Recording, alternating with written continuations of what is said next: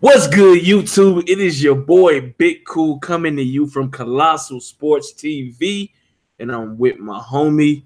I'm gonna let him introduce himself. Go ahead, introduce yourself, fam. What's good, man? It's 2K from Prodigy of Boxing Talk. You know, late night, but we still getting it in.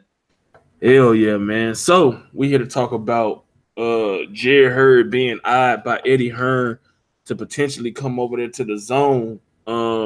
Jeff Horn wanting to fucking take a step backwards and face Manny Pacquiao after getting that ass beat by Bud. And why isn't anybody talking about Demetrius Andrade possibly facing Billy Joe Saunders? Both of these guys appear to not have a notable name that they can face that'll move the needle for their career. So why not face each other? But first up, we're gonna talk about Jarrett Hurd. ThreeKingsBoxing.com reported earlier. Check the website, check the article. That Eddie Hearn has mentioned his interest in signing unified junior middleweight champion Jarrett Hurd. What are your thoughts on that, 2K? And you think that'll be a good move for Hurd? And if so, do you think that has any link? If he does make that move, do you think a Charlo brother will follow? I mean, because he's been outspoken about signing both Charlo brothers, and they both seem to be receptive to the idea. Yeah, I mean, anything right now, where we're talking about streaming fights for a particular low amount of money. So I think it's like 60-something fights that you can get for like $20 a month on DAZN. Also, it's $1 billion venture, which means that there's a lot of people, or at least there's a lot of money, let me say that, backing this. Just the same thing with PBC when Al Heyman came out with that. A lot of people were, how do I put it?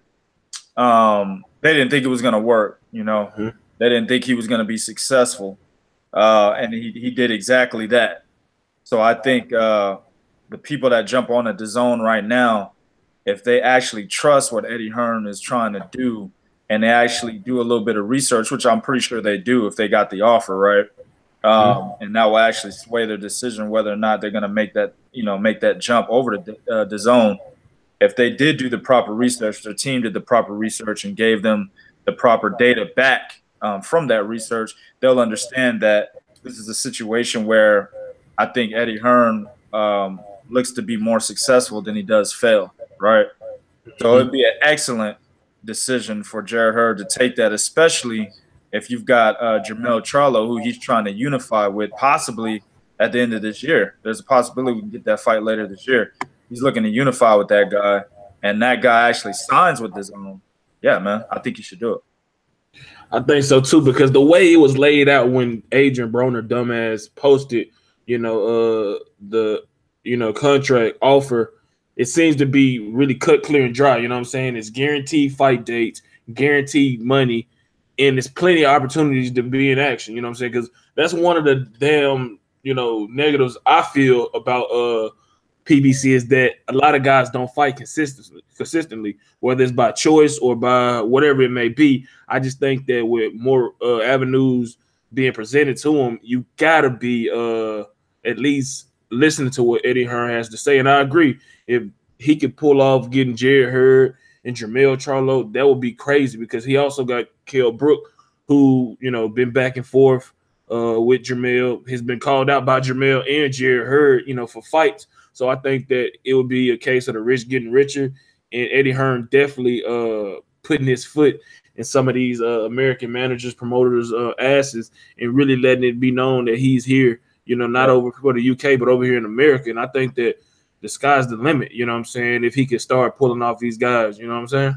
I think, the first fight is they're trying to make it to be Anthony Joshua versus Deontay Wilder. I think once DAZN actually kicks off and people see how successful it is, I think a lot of people are going to be riding the DAZN train, and they're going to make that jump from wherever they're at right now over to where Eddie Hearn is. Similar to what Al Heyman was able to do with pretty much all of Oscar De La Hoya's stable, right? Yep. The only difference between the two here is that Al Heyman was a major respected entity, bringing a lot of his popularity, or at least let me say his respect, from the music industry over into boxing. And he had been in the behind the scenes in boxing for a very long time. The first fighter to sign with Al Haymon was Vernon Forrest. You know what I'm saying? So he's been around for a long time, and so has Eddie Hearn. But Eddie Hearn is more so a domestic level promoter. You know what I'm saying? He's trying to cross over where Al Haymon, he was already a very well-respected entity in the sport globally. You see what I'm saying? Mm-hmm. So I think a lot of people, once they see how successful DAZN is, I think they will make that jump. And eventually the decision that, you know, Jarrett Hurd or Jamel and Jamal Charlo make early on is going to be fruit for them in the future, in my opinion. Let me ask you this. Do you think long term that it will surpass PBC and be more successful? Or do you think it'll even out, or you know what I'm saying?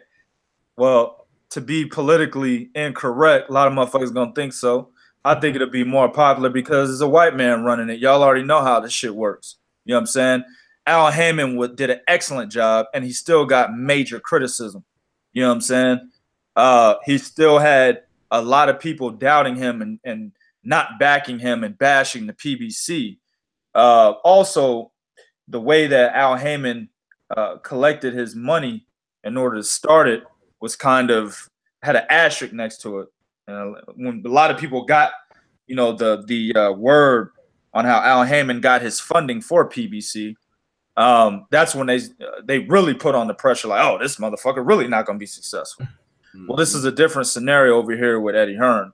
Now, the only way that I see it not happening is if Eddie Hearn just can't develop an excellent rapport with the rest of these promoters. Because face it, the UK likes to think that they run boxing, but it's the mecca of boxing is still in America, and that goes with the business side as well. You know what I'm saying? So as long as he can develop some type of excellent rapport with a lot of the major entities within the sport that do hail in America and their business operations function out of America, as long as he can have that excellent rapport, I think he could do better.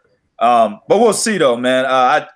In my opinion, PBC did an excellent job, and right now they're kind of dwindling down. They're losing some fighters. You know, Daniel Jacobs already made the move to Eddie Hearn. You know, but for as long as they've been doing it, putting fights back on regular television, allowing us not to have to pay premium television money and pay-per-view money, they did an excellent job. But this whole streaming shit, that's the way of the world right now. Streaming is the way of the world, and I think that is going to be a bigger venture simply because that's where we're going. And I agree, but I still would prefer the PBC way because I don't want to have to pay $20 for a stream. I will because I'm a boxing head. You know what I'm saying? And you can't just pass a 50 to 60 dates. You know, you'll be a damn fool not to, you know, spend the money if you are so, you know, self-proclaimed boxing junkie. So, of course, a lot of boxing heads are going to do it. But I do prefer the PBC route where we could just turn on the TV. You ain't got to really have cable. You got the few, you know how back in the day, man, you got the few channels, got boxing on it, and it's over with. But now, like you said, everything is going to the streaming service, and that's the new age of the world. Yeah. I mean, they're actually getting ready to get rid of cable, fam. Like, I can't wait, honestly. Yeah, they're getting ready to make it to where, I mean, you can do it now. Like if you have a Roku, yeah, you can literally pay for a subscription only to HBO, and you'll stream HBO from your Roku. You know what I'm saying? I mean, that's where we're going right now, is being able to stream exactly what we want, at least to pay for a stream for exactly what we want. Like a person like me, the reason why I don't have HBO and Showtime, reason why I don't have cable period is because I don't watch TV. Yeah. You know, my man Big Cool knows I do more research and read books and shit more than I do any of that. You know what I'm saying? But the reason why boxing has not driven me to buy HBO or Showtime is because I got to pay for that other bullshit along with it. I don't want to see no motherfucking show with, you know, gays and lesbians and shit with that. I ain't trying to watch The Sopranos, none of that bullshit. I just want to watch boxing. And that's what DAZN is providing for us. It's a streaming service where you get a guaranteed 60+ amount of fights for this payment. I could do that. Exactly. And like I got a Fire Stick and a Roku, so you know what I'm saying? I'm definitely I really don't watch cable either. You know, I'm watching YouTube for boxing and other shit, you know what I'm saying? I watch with my girl. Yep. But I mean, shit, it'd be too busy to entertain that other shit. But I definitely think that Eddie Hearn is on to something. And I wouldn't be surprised if Al Heyman eventually down the line maybe one up him some type of way. You know what I'm saying? Al Heyman is a smart guy. He made the initial move, bringing it back to basic television. Eddie Hearn is making another move by bringing it to the streaming. So I think they're gonna be playing chess with each other, man. And Al Heyman is working on something. Eventually, eventually he good right now, but eventually he gonna have to change with the times. Yeah, I agree. But next up, man, Jeff the Hornet Horn. He backtracking. He want to fight Manny Pacman Pacquiao. Is it because he know that WBA title that Lucas Matisse got about to come home, or do we actually think that he can really beat Manny again? What do you think, man? Would you be interested in this damn rematch? Look here, man. Look here, man. So let me just say this first. You got to understand what's happened with Jeff Horn. And you got to understand the whole 15 minutes of fame with Jeff Horn, right? When he defeated Manny Pacquiao, man, he was the man in Australia. And you know how fans are, right? What you do now is what you have done for them lately. You see what I'm saying? Mm-hmm. And lately, he just got embarrassed over here in America by Terence Crawford. So he went back to Australia. While people will say he's still kind of the man, motherfuckers are not going to support him the same way that they did when he beat Manny Pacquiao, because he lost in such an embarrassing fashion. You know what I'm saying? So that's why he's going back and saying, hell, give me the guy that actually gave me my 15 minutes of fame in the first place, if I can gain that shit right back. Because I can beat him again, and people will love me again. You see what I'm saying? Yep. And you're right. It is an easier route to the title because, if he beats Lucas Matisse, he will be the WBA regular champion, actually. Won't be the super. He'll be the regular champion. And the only problem is that a lot of fans don't see that as a title. Mm-hmm. The super title is the only true title, of course, is held by Keith Thurman. And then that puts him in a position where he gets an opportunity to fight Keith Thurman. Maybe that's what he's looking at. In my opinion, with the WBC title vacant, Keith Thurman is the weaker of the champions right now. You got Errol Spence, you got Terence Crawford. Even though Keith Thurman is, in my opinion, the top dog at welterweight based on what he's accomplished, when we look at how he's been acting over the last few months, he's relegated himself to being the weaker champion just based on his mindset. You know what I'm saying? So maybe that's what Jeff Horn is looking at, but I do think that he wants the opportunity to replenish his 15 minutes of fame that he lost, and the only way he can do that is to go to Manny Pacquiao route. But would Manny Pacquiao be stupid enough if he take that title off of Lucas Matisse to give him a rematch? And not only that, but give him a rematch in Australia. Because we all know the rumors out there. Maybe they're not even rumors, they're facts.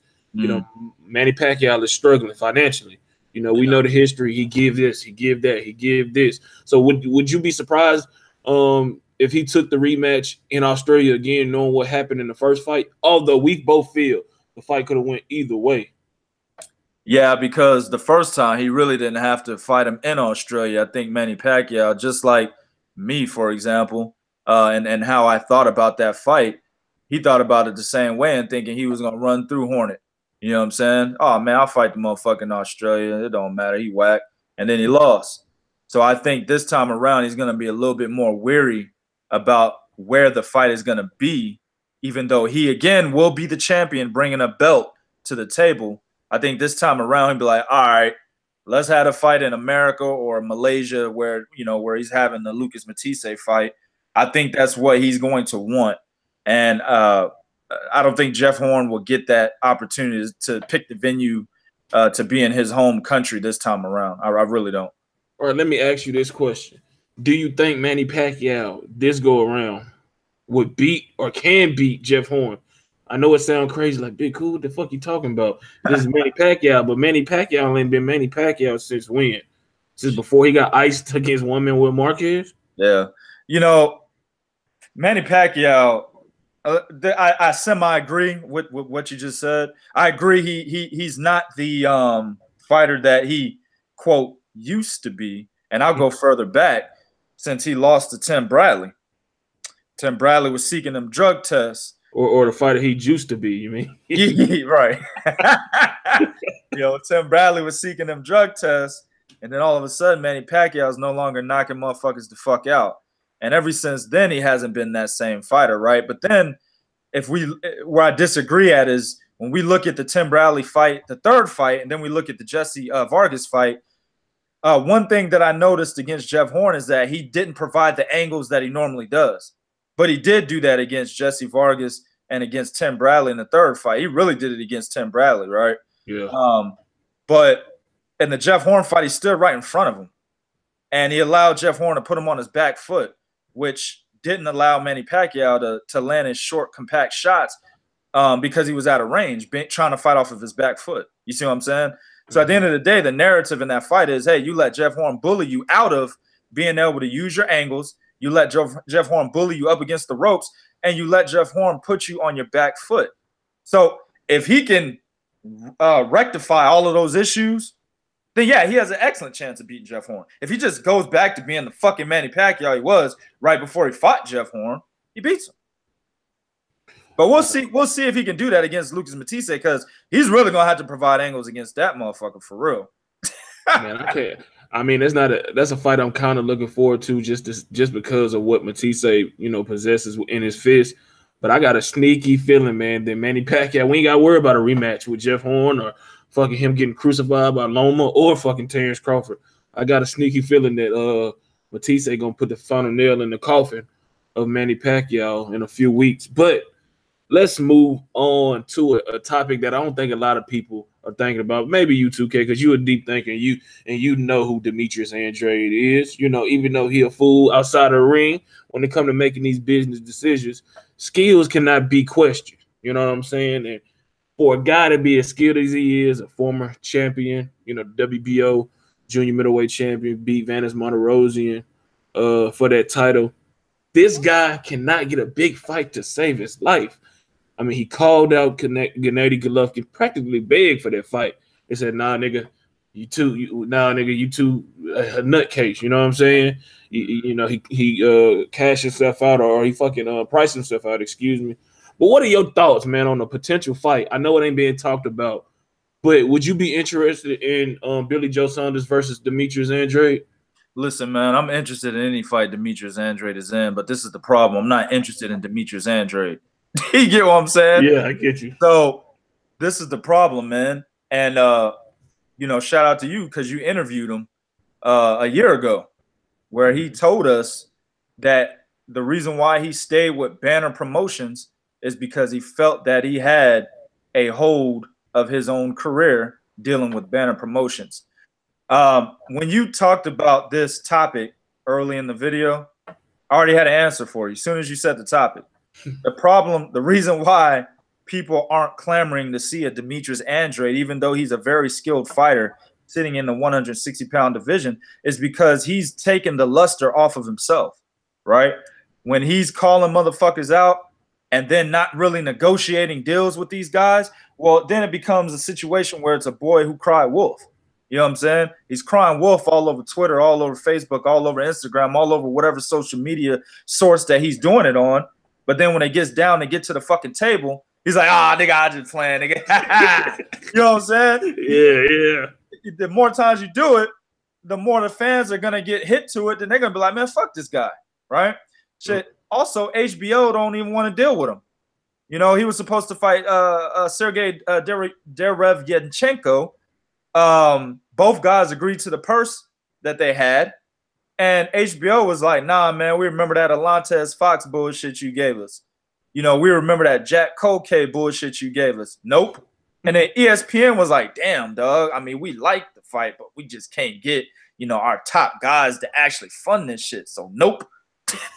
So he would have actually been fighting Derevyachenko. But nobody wants to see him fight, man. And that's his fault. Because, like I said, he took the luster off of himself, and then re-signing with Banner Promotions made it even worse. And let me say this real quick, and I'm done. when you're a highly skilled fighter like Demetrius Andrade, right? Now, I do believe there's ducking in boxing. I do believe that some fighters are fearful, not of other fighters. They're fearful of how much their career can take a hit if they lose to a certain fighter, right? When you're a highly skilled fighter like Demetrius Andrade, you need a major backing so they can get you into those fights, because your major backing is going to be able to put up the amount of money that will be able to persuade these guys who are kind of weary of taking that particular challenge to get in the ring with this guy. You see what I'm saying? Man, the promotions ain't got the money to persuade any fucking body. Nope. So everybody's gonna be like, yeah, you know, he's really good, but that's too high risk, low reward. Nope, not fucking with him. And then now the damn networks don't even back him, so he's really just nothing right now. Exactly. And he kind of got that guy, we not gonna say stigma, without even pulling the bullshit he actually pulled in that fight with the guy that everybody talk about. You know what I'm talking about. He got that stigma now. It's like, you ain't quit, but shit, I mean, you ain't trying to sign on the dotted line to fight Jermell when you was a champion. You calling these niggas out, but you ain't trying to fight nobody. So it's like, dude, what is you thinking about? You know what I'm saying? It's like you had all these opportunities, and even when you practically on your knees, ready to suck your lucky dick for a fight, they still say, no, bro. You can't even get. I mean, he's supposed to be fighting some guy from Brazil. You know, his brother was a gold medalist or something like that in the Olympics. I think on HBO, July 21st. That's a rumor. I don't know how true that is. But, I mean, for a guy to be a champion, have the skills, have the amateur pedigree, and to not be able to get anybody to fuck with him, that's bad, bro. That means he really be showing his ass out behind the scenes. You know what I'm saying? If motherfuckers still fucking with Adrian Broner, who clearly, you know, he's entertaining and he can put asses in seats, but he ain't got the skills that Andre, you know, possesses, something got to be wrong, bro. Well, the difference there is Adrian Broner started off with a major entity backing him. True. You see what I'm saying? And then now he's still got a major entity backing him in Al Heyman. Even though he somewhat promotes himself, he's still got Al Heyman backing him. So the money is there for people to get. And plus, now people think they can beat Adrian Broner legitimately. Before, they weren't so sure. But the money was there to get these guys to get in the ring with him that weren't so sure. You know what I'm saying? But now motherfuckers they'll jump at the idea because they're like, oh, man, this dude whack. I'm going to beat his ass and I'm going to get $1 million out of it. You know what I'm saying? Exactly. Demetrius Andrade, he's still seen as a very good fighter. He's still undefeated. Nobody's beaten him yet. And he doesn't have the backing of the major entities in the boxing to be able to put the money up to get niggas in the ring with him. Plain and simple. All right, but let's talk about, let's just say hypothetically, this matchup not going to happen unless, you know, both guys, unless Billy Joe Saunders want to be sympathetic and feel like he can, you know, beat Andrade. Hypothetically, let's look at this matchup because you the king at breaking down fights. How do you see a potential? How would you see this fight playing out, and who would you favor, Billy Joe Saunders or Demetrius Andrade? Yeah, that's a tough one because the last couple of Demetrius Andrade fights, I have not been impressed. You know what I'm saying? Alantez Fox is not a good enough of a barometer for me to say that, you know, Demetrius Andrade is ready at 160. You know what I'm saying? And then, of course, the fight before that, Jack Koke, I mean, he arguably lost that fucking fight. It was a fight that he probably should have dominated. And Jack Koke is trash. And he, you know what I'm saying? And he arguably lost that fight. Kind of reminded me of Rancis Barthélemy versus Kirill Relic. You know what I'm saying? So if that Andrade shows up against Billy Joe Saunders, man, Billy Joe might outbox him. You know what I'm saying? Because that particular Andrade, he wasn't trying to box. He was trying to be some type of aggressor, some type of enforcer. You know what I'm saying? Yep. And he was making very bad decisions with his positioning. I mean, he was just well in position for Jack Koke. And he pretty much fought down to his competition. And if you do that against a Billy Joe Saunders, man, he's going to have his way with you, just dancing all around the ring. And Billy Joe Saunders is a fighter that scores points. He doesn't fight you to beat you up, right? He doesn't fight you to knock you out. Hey, he fights you to land this jab and this straight right hand. I mean, a straight left hand on you. You know what I'm saying? I'm gonna score points, and then I'm gonna try to elude these shots so the judges can see that I'm the one actually mounting the offense and winning the defensive battle. That's how he fights. So, if that Andrade shows up, he might lose that fight. But if the Andrade that dusted Willie Nelson, if that Andrade shows up, oh yeah, I got Andrade winning that fight. But we it's hard to fucking I can't pinpoint with this guy, man. I don't know. Maybe we got to talk him into a big fight. You know what I'm saying? Maybe we could all get together and kind of help him get to a big fight or some shit. If I get him on the phone, man, you definitely got to be on the interview next time I get him. Yeah. I'm gonna get that. I'm gonna get in his ass. No homo. Yeah, bro. Yeah, bro. Because this shit ridiculous, man. He's supposed to be one of the ones that's carrying it. You know, carrying the sport of boxing for America. You know what I'm saying? Instead, this nigga talking about some. What do you be yelling out? It's me again. Like, nigga, no, it's not you again, bro. It's everybody except you. But what do you got him talent-wise, or where do you got him ranked, even though he ain't really fought nobody at 160 skill-wise?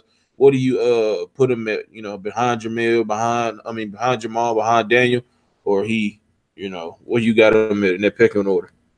Yeah, say that again. I'm sorry, my bad. I missed that. Where you got him ranked? I know he haven't proven himself, and Alantez Fox is not count, but skill-wise, what do you got him ranked, you know, amongst the champions and contenders? That's a good question. That's one I haven't really thought of.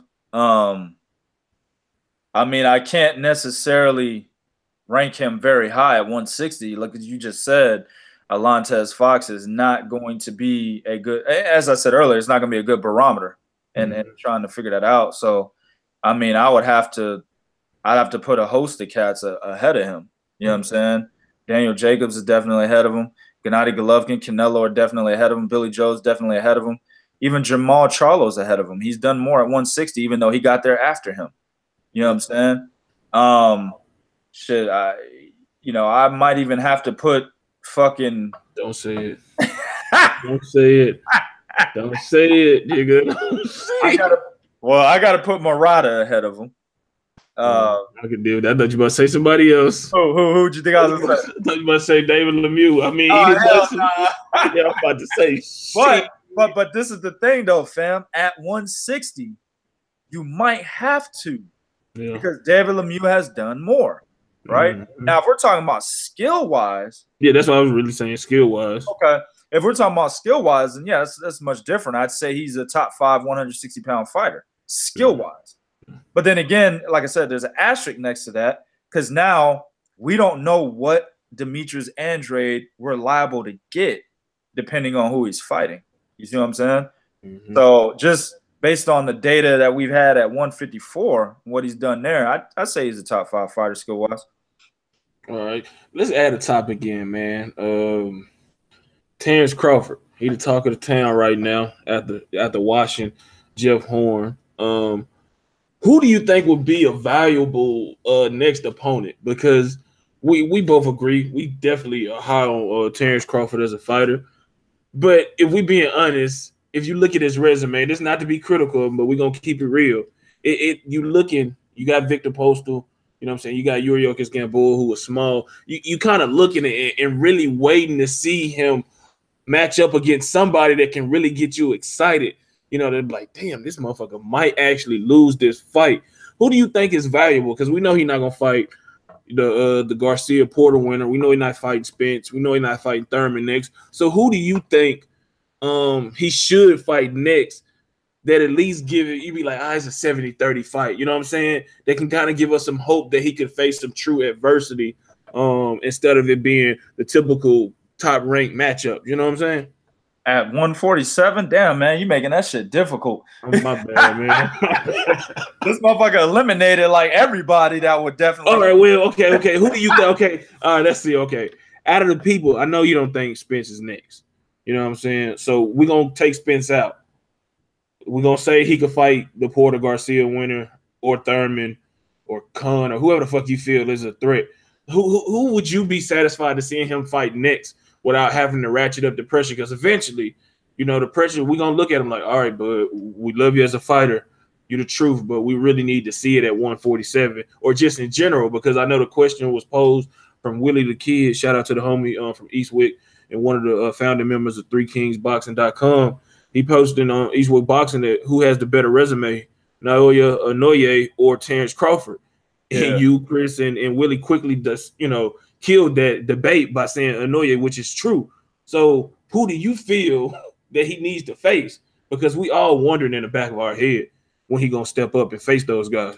Well, if we're comparing it to, my fellow co-founder of 3kingsboxing.com, myself, Willie the Kid, and C-Bone Henderson, we all co-own that particular site for everybody out there that's listening. If we're comparing it to his post, then Terence Crawford's got to fight two of the best motherfuckers at 147. Because what Inoue did in 16 fights was he was able to become a 3-weight champion, right? And one of the guys that he defeated, I believe it was his 10th fight, the motherfucker was the lineal champion at 115 pounds. That's Narvaez, right? Omar Narvaez. He also defeated in like his 4th pro fight the lineal champion, or what ended up being the lineal champion at 118 pounds. And that, 108. And that's Ryuichi Taguchi. He defeated him in his 4th professional fight. And then he beat Adrian Hernandez, who was a dominant WBC champion. You know what I'm saying? This is all within 10 fights. So that type of shit right there, Crawford's going to have to look at it. Thurman, the winner of Garcia Porter. You know what I'm saying? He's going to have to defeat one of the top guys in his division. But if we're not comparing it to that, then, I like to see him against Jose Benavidez. That's what they're talking about anyway. You know what I'm saying? I'd like to see him against an Amir Khan. I think that's a decent fight. A lot of people say Amir Khan is chinny, which he is. But I think the hand speed will give Terence Crawford a little bit of trouble for maybe 3 or 4 rounds, and then Crawford will dominate that motherfucker. You know what I'm saying? But this is the thing, though. Terence Crawford is such a great fighter, and I tell people so many times, man, he is one of the most cerebral fighters in the sport, in my opinion. I think in the absence of Andre Ward and Floyd Mayweather, he is the smartest fighter in boxing. You know what I'm saying? And with that kind of ring IQ coupled with the ability to switch hit and his other skill sets, he can only fight the top guys of a given division in order to have some type of challenge. You see what I'm saying? Even the Americans, like I said, 3 rounds, it might be a challenge. After that, he's going to dominate. Jesse Vargas, dominate from round 1. You know what I'm saying? Okay, let me ask you this, because I posted a question. What about Devin Alexander? I don't think Devin could beat him at all. But, the old Devin, Devin, maybe. Hold on, let me say this. Let me get this out. The old Devin might give him some trouble. The new Devin, the one that just fought Victor Ortiz and lost to Aaron Martinez, absolutely not. The one that's getting ready to fight Andre Berto, absolutely not. Okay. But shit, they're pretty much Jose Benavidez, but Terence Crawford said, remember he said the only Benavidez is worth talking about is David. You know what I'm saying? When they were going back and forth, that shit was funny as hell. Yeah. I think that's a fight. Jose Benavidez, he's solid. He a big he like 5'10", 5'11". He got solid power, solid skills. But still, he gonna get that ass beat too. Yeah, like I said, man, Terence Crawford is the smartest fighter in boxing right now.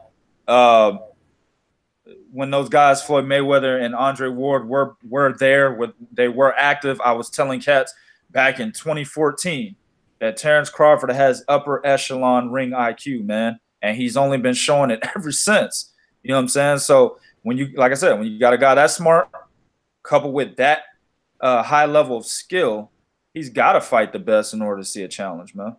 I say one fight I'd like to see him in just because of the style, and that's damn Sean Porter. Sean Porter, a herky jerky type motherfucker. He'd lose that fight, but his awkwardness and how he fucking run in like he doing football drills and shit will make it a little tough. Maybe cause some cuts, headbutts and shit that Crawford really gonna have to battle through. But I think I'd like to see him and Spence both take that fight because it's just Sean Porter's just the wild card. You know what I'm saying? Any of those guys, Danny Garcia, Sean Porter, Keith Thurman, any of those guys are going to be walking into that fight a perceived challenge. You see what I'm saying? Sean Porter is a perceived challenge for anybody just because of his style. And so stamina. Whenever we say Sean Porter is getting ready to fight X, we're automatically like, oh shit, that's gonna be a entertaining fight because of Sean Porter. You know what I'm saying? So it is what it is. Yeah, man. Well, I think we've reached the conclusion of the show. Anything you want to add, or anything we might have missed? We still tick. We still waiting on Eddie Hearn to send that contract over. Oh man, you know that just like the whole Canelo Triple G debacle. As I said, man, I firmly believe that a deal between Canelo and Triple G was made previously. I just think they were trying to milk the intrigue of the fans so that there can be more spotlight on that announcement. You know what I'm saying? Because a lot of fans, man, pushing articles from my website. You know, I see a lot of fans talking about how they didn't give a fuck about that fight. You know what I'm saying? So that's why you would see little things get pushed out in the media about them, you know, over the last few months just to keep that spotlight on the fight. And I think what Oscar did was brilliant, you know, basically putting the info out there that there was no fight. Even Tom Loeffler co-signed it. They both said there was no fight. Then an hour later, we got a fight. You see what I'm saying? I really believe that fight was done previously. And I'm kind of leaning on that with Joshua Wilder. I think there's already some terms that they've already agreed to that if we were privy to those terms, we would be like, oh, this fight is done. Yeah. So it's really a matter of, is it going to be at the end of this year or early next year, in my opinion. Eddie Hearn sound like he want that bitch next year. You know what I'm saying? Yeah, I don't think they're going to be able to get around having to fight Alexander Povetkin. And I've already been told many times previously, like we're talking 3 months ago, that Dominic Breazeale was next for Deontay Wilder. But Deontay Wilder could easily bypass a fucking Dominic Breazeale for an Anthony Joshua fight. But I don't think they can get around. AJ can get around Povetkin as the mandatory. I mean, there's a possibility of it, of course. Yeah. But and of course, unifications trump mandatories. But Povetkin's got that motherfucker Andre Rybinski in his corner, man. And what Andre wants, he usually fucking gets somewhere or another. So we'll see. I'll tell you this though, that motherfucking fight with Povetkin go through, and it's in Russia somehow or whatever the fuck it is, or Joshua lose, we can kill a unification, undisputed. And that's pretty much what Eddie Hearn is trying to get. It would be trying to get those sanctioning bodies to understand, at least the WBA, right? Yeah. So, but he's already came out and said that he's been working a deal with Povetkin and Rybinski, and we've already been given word that it's done. You know what I'm saying? That deal is done, man. So it's a matter. I think the only thing they don't have is a date and a venue. So it's really a matter of does the WBA allow the unification, or is he gonna be before Wilder, man? That's what it's really about. Hopefully, man, because I'm gonna be honest, man, I love covering the Wilder fights, but I ain't trying to drive to Birmingham, the worst city in Alabama to drive in. God damn. So please let us get the unification undisputed matchup that we won't. We don't want to see titties in there. What they call Brazil, man. Oh shit, man! That dude. I mean, come on, man. Fuck out of here, nigga. You got knocked out by Anthony Joshua, bro, in embarrassing fashion. What the fuck you think gonna happen against Deontay Wilder, man? And you let the nigga punk you in front of your wife and your kids. Fuck out of here, bro. I like Brazil, man. I had an interview that I like Brazil, but shit, he get nigga too soft, man. I don't like soft niggas, man. You know what I'm saying? You can't be soft in this game, dog. Fuck. Hell no. Especially being that big, bro. You like damn 6'6", 6'7", bro. You better hell no, he gonna get knocked the fuck out, bro. It's just gonna be a brutal way to get that ass beat. But you know, hell shit. The heavyweight division is slowly rising, man. But you know, we need these politics out of fucking boxing, man, so we can get it. But I can't complain, man, because boxing, man, if we get Wilder Joshua this year to go along with Golovkin, Alvarez too, and maybe Hurd and Charlo, boxing, man, is really starting to turn, man. It's like we used to wasn't able to get these undisputed bouts or unification bouts like that. Now every time you look up, oh, it's a new undisputed champion. Oh, damn, they fight for the undisputed title. So, you know, boxing is definitely starting to get out of its own way. Still got a long ways to go, man. But with these fighters, like my boy 2K always say, with the right, you know, with the fighter's mentality, if they continue to show that, man, and take back control of their career in their sport, you know, we're gonna be in for, you know, a whole bunch of excellent matchups for years to come. So, yeah, it's pretty much exactly what we talked about on the Three Kings Boxing podcast that we do every Wednesday night at 10 p.m. Eastern time over there on the Three Kings Boxing YouTube channel. We talked about how 2018 can easily overtake 2017, man, if we can get this Joshua Wilder fight. You know what I'm saying? Hell, if we don't even get Joshua Wilder, we get Hurd, Charlo. I still think it's better than 2017. And 2017 was a great year. So, yeah, man, we'll see what happens.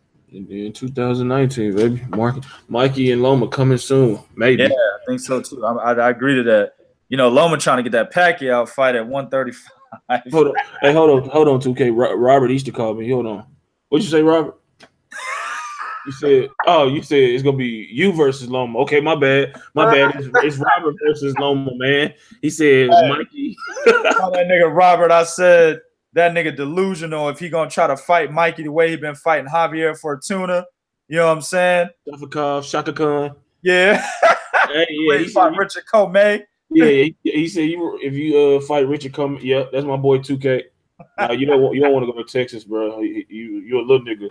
You know, you tall, but you're a little nigga. You're a little nigga, boy. Yeah. So he said if you fight tall, you know, China your inner Tommy Hearns, you can win. But if not, you're gonna walk away with your first L, you're gonna hop away. You know what I'm saying? Oh, you know what I'm saying? But yeah, man. I stopped boxing shit back in 2007, man. That's the last time I was in the ring. So now I'm picking niggas up and throwing them. You know what I'm saying? Hey, you remember Rocky? Which Rocky was it? Rocky 3 when he was wrestling when he was boxing the Hulk or whatever. I mean, Hulk Hogan. And that's how I turned that bitch. You start picking that little skinny nigga up and just tossing his ass, bro. That's exactly what it is, boy. 220 pounds of muscle, man. I'm throwing niggas now. Hell yeah, bro. Hopefully, man. Seriously, hopefully Bunny can he can do it, man. He got the skills to beat Mikey and beat all these cats, man. That the mind is a terrible thing to waste. And if he get it together mentally, man, that IQ up, he definitely gonna be a problem, man. You know, and it's funny you say that. I don't mean to prolong your show, but no, you good, you good. I really like that fight if Robert Easter Jr. fights the way he's supposed to, man. Just a second, what you said. I mean, the dude is a freak of nature at 135, man. Very tall, very long reach. He has the boxing ability to keep the fucking fight on the outside. But for some reason, man, he has these mental blocks. You know, he has these mental inadequacies that make him, during fights, give up his height and reach and try to make it an inside fight, trying to stay in the pocket, trying to make it a phone booth type of fight. If you do that against Mikey Garcia, this motherfucker's going to have his way with you. Oh, he going to sleep. Mikey a thumper at 135. That motherfucker, he going to sleep, bro. You know what I'm saying? And that's the worst type of fight to go in when you know a motherfucker can be great, but you always got to start it off with, if this nigga do that. You know what I'm saying? If you got to start off with that, 9 times out of 10, that nigga going to lose. You know what I'm saying? And that's his fault. I mean, Richard Comey, Dennis Shafikov, the Hispanic bum in between of the Shafikov and Comey fight, and then you got Javier Fortuna. We're talking about the last 4 fucking fights this guy's had. He's done exactly that, give up his height and reach. And then we're talking about him fighting another guy who's one of the more smarter fighters in boxing. You see what I'm saying? Mm-hmm. It is imperative that Robert Easter Jr. not make the same mistakes he made in the last 4 fights, or he's done. I mean, it's just plain and simple. It's so simple, bro. And it's so simple. Or maybe it's not. Like you said, if you don't got the ring IQ, bro, then it's not as simple. But if you can't remember the jab and use your reach and your height, dude, it's motherfuckers that would love to wake up and be 5'11". It can fight at 135 and 130 that would dominate, bro. It's like it's rare that we see that. And the way he fight when he give up his height is so fucking ugly. He fight like he got a hunchback. You know what I'm saying? When he get the fucking It's like, man, is that the Hunchback of Notre Dame stretched out? You know what I'm saying? Fighting and shit. And then he like do Quasimodo and shit. Exactly, bro. Then he do a little dance after he barely win. I was like, yeah, that's that fucking Adrian Broner syndrome wearing off on that nigga, man. But and that you're right. I think that is actually an issue. He is really loyal to AB. And while I'm a man that admires the fuck out of loyalty, that's why my man Big Cool has been my man for so long, because he's a loyal nigga. You know what I'm saying? I'm a man that harps on loyalty. Sometimes, man, depending on the guy that you're loyal to, the guy that you may be following, might not be the right motherfucker to do that to or do that for. And that's what the situation is with Robert Easter Jr., man, in my opinion. Exactly, bro. It's okay to be your nigga, but like, hey, bro, you my nigga, I love you. You know what I'm saying? But hey, I gotta get away for 3 months. I got a big fight, you know what I'm saying? After that, we can pop bottles, get on Instagram and trade suicide notes, whatever the fuck y'all be doing, you know what I'm saying? If that's what y'all do, you know what I'm saying? You know what I'm saying? Shit. You know what I'm saying? You can do that, you know what I'm saying? But right now, I gotta be focused, because if not, I'm gonna lose to the same guy you lost to, and probably worse. I'm probably get knocked the fuck out. You know what I'm saying? Yeah. So I can't be popping bottles and shit with you, man. I gotta go over here. I got a son now. You know what I'm saying? I got a lady. Yeah. You know, I want to be great. You know what I'm saying? So Robert Easter got a lady. That is an ugly nigga, man. I mean, well, he got a son. I know this. So shit. Well, you know, money talk. What Jay-Z say? what on 4 for 4, 44? He said something about an ugly billionaire. You know what I'm saying? Yeah. It is what it is. So shit, money making the motherfucker look handsome, cuz you know what I'm saying? So shit. Nah, we go in on Cass, but Robert Easter Jr. was my favorite prospect. Ever since I believe 2014 is when I was like, man, this dude's gonna be a champion. And at that point in time, he wasn't fighting the way he's been fighting the last 4 fights. So I was like, man, you know, he really reminds me of Paul Williams. I used to say that a lot. And you know, I still hope that he can overcome his issues. And I mean, like I said, he's going to have to. I really like Mikey Garcia too, but I'm pulling for Robert Easter Jr., but I'm picking Mikey Garcia to win the fight. You know what I'm saying? But like I said, I'm pulling for Robert Easter. Hopefully he can overcome his issues.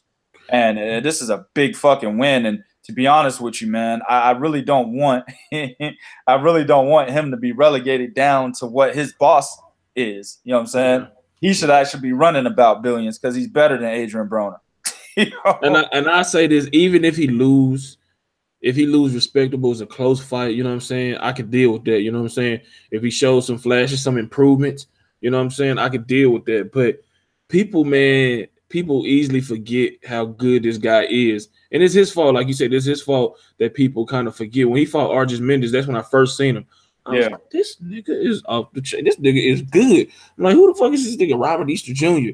That motherfucker boxed from the outside, set up everything with the jab, shot that right hand straight down the pipe, and finished him. But then he started goddamn getting more notoriety, more money.